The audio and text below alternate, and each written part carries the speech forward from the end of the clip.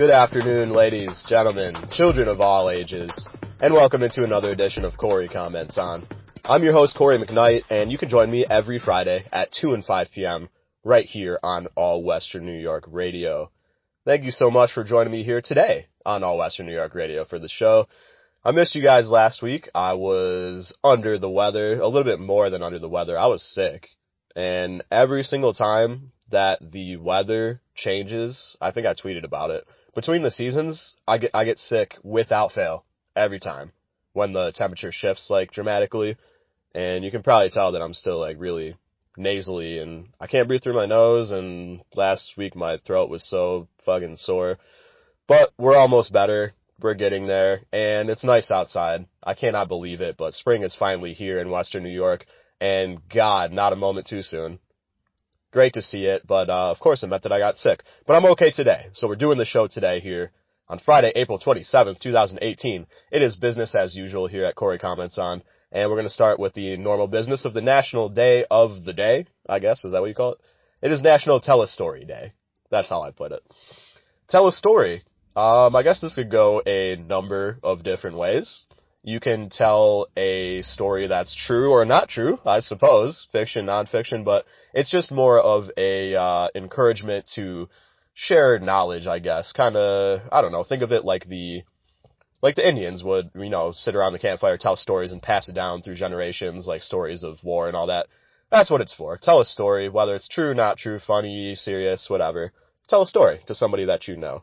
I probably would have spent the show telling a story or something or playing off that theme if there wasn't so much going on in the world of Western New York and in the world in general.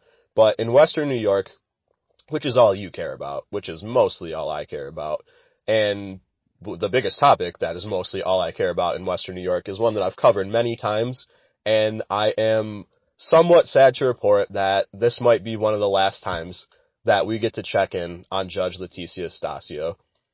She has officially been removed from the bench as a judge. Technically suspended, I believe, and she has a short amount of time to appeal that suspension, but I don't see any shot in the world that she is reinstated as a judge in New York State. Finally, we have some kind of resolution. She's still facing, I believe, felony charges for trying to buy that gun at Dick's Sporting Goods, and she's going to have to answer to that a little bit later, but for right now, as far as her being a judge, it's all over. It's all over for Tish. No longer on the bench, unless the appeal works. Who knows? I really doubt it. But after learning of this news just a couple of mornings ago, Judge Stasio, I can't call her Judge Stasio anymore, Leticia, or Tish, or whatever, she went outside to go to the dentist or something, or go about her morning business, and of course the media was gathered outside for reaction, try to get a comment from her. So she walked outside and said, "Can you guys leave me alone? You're scaring my dog and my child, and I want you away from me. I never wanted this. Please go away." And the reporters didn't respond, and without provocation, she then switched modes and was like, "But I do want to say something," and gave a 20-minute interview in the street in front of her house. She actually made a couple of decent points in this interview, and she put a couple of rational thoughts together for the first time in seemingly a couple of years. Nothing too groundbreaking, nothing that I can really, I can't really feel as sympathetic for her as maybe I felt at first. My initial thoughts was sympathy, because she really has been hounded. This media circus thing really has not helped matters at all, and she has claimed that she just wants it to stop and can you guys please leave me alone, but her actions, obviously, and her words have spoken volumes in the other direction, that clearly there's some kind of narcissistic, whatever tendency that she has to be in the spotlight or being talked about or whatever while claiming that she wants to be left alone. That's a problem. She's in some kind of crisis. I've said it a bunch of times, and now she's no longer a judge. But during this 20-minute interview, like I said, a couple things where, I didn't really know that her, I poked a lot of fun at her trip to Thailand back when she got, she was answering for her original DWI arrest, and she actually said that, she had full disclosure that she could leave the country at that time. There was, she knows how the law works, clearly, and I don't. she's a judge, or was a judge, or maybe still could be in another state. And she raised a couple of points about how the way the court proceedings worked, they really kind of screwed her in a way. Like, they put stuff within a couple days, and then they knew she was out of the country and said that once you get back, you have to be here at 8 o'clock on Monday morning or whatever, and you must return right now. And she was in Thailand. I get it, but if she was still okay to leave and go visit that country, which is still up for debate, whether she violated probation or not, then that's kind of shitty. I mean, they really, you know, she had a lot to deal with in the past couple of years, especially over the past few months in particular. But, like I said, the sympathy that I felt maybe at first as she was explaining herself wore off, because during the 20-minute interview, of course, the Tish personality came out, and she's calling the reporter baby girl, and, like, this is so crazy. And she's like, I'm from the streets, girl. I've been broke before, girl. Like, this ain't nothing. I'm going to rise up, and I'm going to be great, and I'm going to do something else. And I actually think that's cool. I think it's cool that she had that kind of outlook, and hopefully she really believes that, and I hope that some kind of positive outcome can come from this. She's hoping that she can move on to bigger and better things, and even if she's not a judge, she still has a law license, but maybe not for long. There's a possibility she could actually lose her law license too, and not be able to be a lawyer or judge in another state. Nothing. So she's got a lot to think about, but facing felony charges for attempting to buy that gun, violation of probation, and we're going to see what happens with that. That'll probably be the next thing I report, but it's not for a while. I can't believe it. We're wrapping up on Leticia Stasio, but who knows? It's a story that never ends. Does it really ever wrap up? I don't know, but good luck to you, Leticia, in whatever venture you go on next. Hopefully it has nothing to do with judging other people's lives and having their future in the balance, because she can't judge her own. I've said it since the beginning. It's too bad. It's too bad, but what a story. Oh my God, what a story. Another huge story here on Tell a Story Day, I guess I am telling stories in a way, is my man Meek Mill. The kid's back. Meek Mill is free from prison. The rapper, I don't know if anybody listens to rap, or if anybody listens to this podcast or show, but Meek Mill is a rapper who is, I'm a fan. He got some heat in the past couple of years. He had like a feud with Drake, who you should be familiar with. He's pretty famous.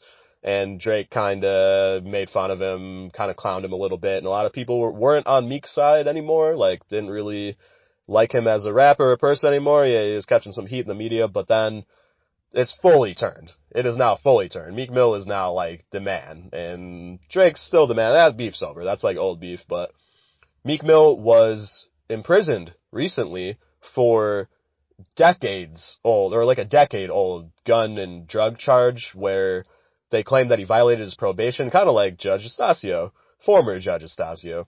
They claimed he violated his probation, but this time, it really was some bullshit. It was proven in court that the cops lied 10 years ago or whatever it was when he was initially arrested for these gun drug charges. I don't know particularly what they were.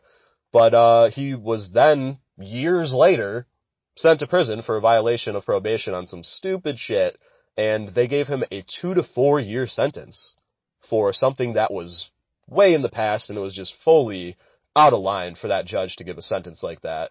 I think they targeted him. Obviously, he's a famous, wealthy black man. He's from Philadelphia. He's from the bottom, and he made it basically to the top, and then they're always trying to hold him down, right? Like, I feel like rappers in particular, do get targeted. I feel like they are, I don't know, the country or society, or I don't know, the government, the whatever at large, doesn't really like to see rappers prosper and come from the bottom and make it to the top without, you know, being a fucking boring old white paper pushing congressman or something, and then that's how you get rich. They do it with their rhymes, with their talent, with their, you know, with their lyrical skills, or Meek Mill does anyway. There's a lot of trash rap out there these days, but Meek is good, and the kid's back. He's out of jail. He came straight from prison to the Philadelphia 76ers game like the next day, or maybe even that day, and he was there for the pregame ceremony, rang the Liberty Bell, and then was there for the game. I think that's amazing. He, like, made it a flashy, you know, return. But he was quoted in his first interview after being released saying that, I don't feel free. Even being free, I don't feel free, because there's still a lot of loose ends and things to run through with this, in that he feels that he was targeted and unfairly treated, and he wants to, quote, shed some light on the criminal justice system and how it is unfair for people of color. More power to you, Meek Mill. The kid's back. Check out his ice cream remix. Raekwon Ice Cream, only built for Cuban links. The greatest rap album of all time. Does this mean anything to you? Probably not, but Meek Mill did a fire remix of the song Ice Cream. Check it out. Anyways, last thing here. I'm going super long because there's so much fucking going on, I can't even take it. Buffalo Bills. This is a huge one. Draft day last night. I got together with some buddies, all Bills fans. We had a couple beers, and we watched the draft, and it was very entertaining. I usually don't care that much about the draft for the NFL because I don't watch a lot of college football, if any, and I usually don't know very much about the prospects and really who needs what and stuff. I don't watch that much NFL, to be honest. I really just focus on the Bills. I don't really pay attention to the league as much as a whole. But I knew a lot about the quarterback situation, of course, in Buffalo, with us trading Tyrod Taylor to the Cleveland Browns in the offseason, signing A.J. McCarron, who is all right. I mean, he's a vet in a way, and like he could be a starter, but we're gonna have to see. But we knew that we had a need at quarterback, and Brandon Beane, our GM, went out and made moves, literally, and I really like it. He was aggressive. And unlike Doug Whaley, our former GM, he actually stepped up to the plate and did something on draft day and made a splash, and I like that. He traded up from our number 12 selection in the first round to number 7, and we selected quarterback Josh Allen out of Wyoming. I had a feeling that we were going to select Josh Rosen instead. In a way, before the draft, I was like, I hope we do take Rosen. Of course, I wanted like Baker Mayfield, but he went first overall. Sam Darnold would have been cool, but he went 3rd. We were all the way down at 12th, but then we traded up to 7th, and Josh Allen was still available, so we took him. So was Josh Rosen, though, and I thought it might have been Rosen, but Allen seems like a big personality, and I like that. And he's a big guy, too, and I like that as well. He's almost like 6'5" or something. He's like 6'4". We need that. We had kind of a shorter quarterback in Tyrod Taylor, and that was always a knock on him for the past few years or whatever. And his, arm strength was up for question once in a while, or actually more than once in a while. But Josh Allen solves both those problems. He's big, he's tall, and he's got a freakishly strong arm. His accuracy needs to improve, absolutely. But I think you find that on the scouting report with a lot of quarterbacks that come out of college, that they just got to work on the accuracy. Maybe Josh Allen a little bit more than others. He played for Wyoming. They're not a big program. He didn't have great receivers to throw to. He didn't have a great offensive line to protect him. So now I want to see what he can do with some better weapons around him and see if that arm strength can convert into accuracy plus strength and ultimately equal touchdowns for the Buffalo Bills. I'm excited about Josh Allen. I think that his personality is going to work well. He already gave a shout out to the Bills Mafia saying, I love wings. This is a match made in heaven. So that's cool with me. Welcome to the Mafia quarterback, Josh Allen. Quickly, we also traded up in the first round again from number 22 to number 16. So we went up to the number 7 pick and the number 16 pick. 716. There had to be a plan there. I don't know. But we traded up from 22 to 16 to select linebacker Tremaine Edmonds. And this guy is a beast. Like, defining the word beast. Extremely versatile, big guy, but he's quick. He can play anywhere as a defensive back, linebacker, whatever. You could probably stick him at fucking free safety and he would make some plays. But at linebacker, I think he's going to be a problem for the run offense of all the other teams in the league, or in our division in particular. And we'll see if he can be a threat to the quarterback as well. They said he's good at bothering the quarterback. I watched some highlights of him. He looks like a beast, a freakish athlete, and that's what we need.